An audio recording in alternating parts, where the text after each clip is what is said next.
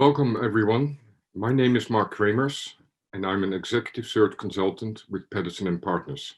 And I'm very delighted to welcome Neil Ackerman, Head Advanced Technologies, Global Supply Chain, Middle East and Africa at Johnson & Johnson. Very good to see you again, Neil, and thank you for your cooperation today.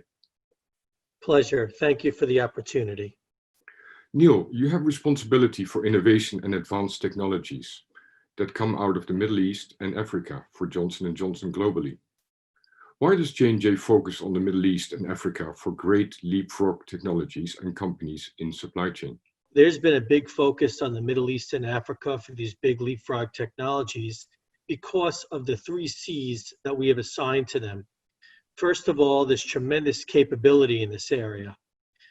Just take a look at the number of unicorns that have come out of this area from a startup perspective, and how their technology has scaled all across the world. Second, they have a culture of winning. In this area, these companies are not afraid to fail. They strive on the idea of trying. Better to have tried than not done at all. And as a result, they have tremendous culture and a can-do attitude. And the last C that they have is customers. They really know their customers. How do we know that? Well, they don't build anything to stay in this region. They build it to scale out of the region. And as a result of their technologies being used globally, end to end, we know that they know a lot about customers and what they want. And that's why this is a great focus area for Johnson & Johnson and for the supply chain business as a whole. Thank you, Neil.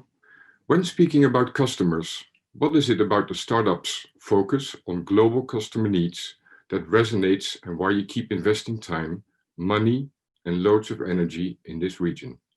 Loads of energy is certainly the right adjective here.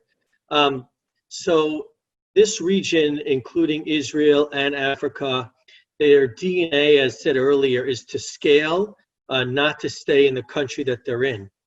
Very importantly, that no one has exclusivity on great ideas. And as a result of that, good ideas in this region come from anywhere. It's not just the CEO and the founder. It could be anyone at any time.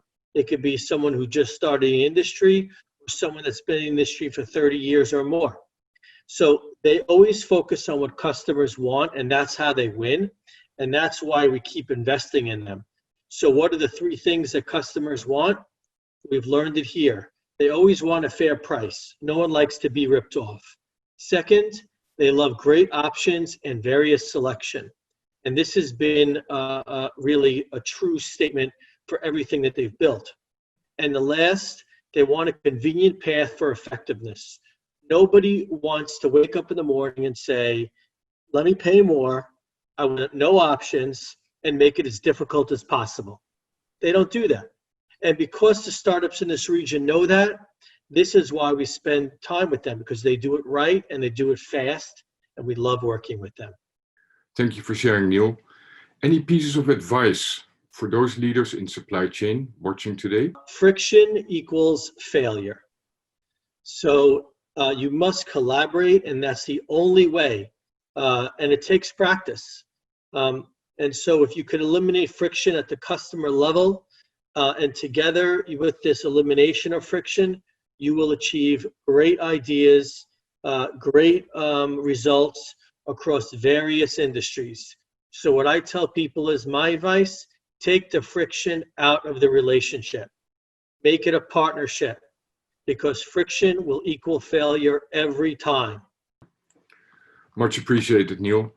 Overall, but not industry specific, but more supply chain specific, what are the key technologies that you think need to be embraced? One is obviously the AI revolution. The advanced predictive analytics and IoT sensors are very important within supply chain.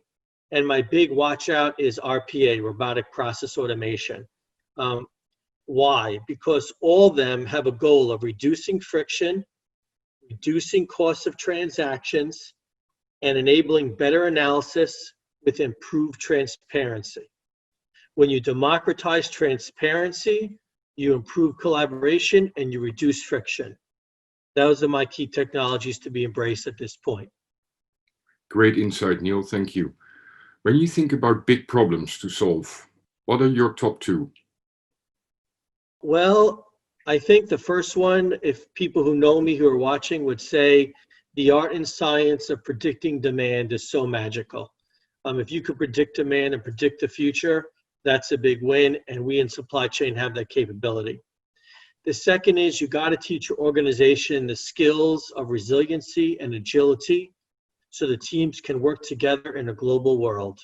So you got to build the business through knowing demand and supply. You have to teach the skills of resiliency and agility. And although you only asked for two, I'll give you one more. The true visibility of democratization of data. When you democratize the visibility of data to allow everyone to have the facts and decision making, we all win. And that is what I love about the supply chain community. Thank you. Thank you for the bonus third option, Neil. Neil, it was great to see you again. Thank you for your cooperation again. And I very much look forward to talking to you soon. Take care. Bye-bye. Can't wait. Take care and thank you.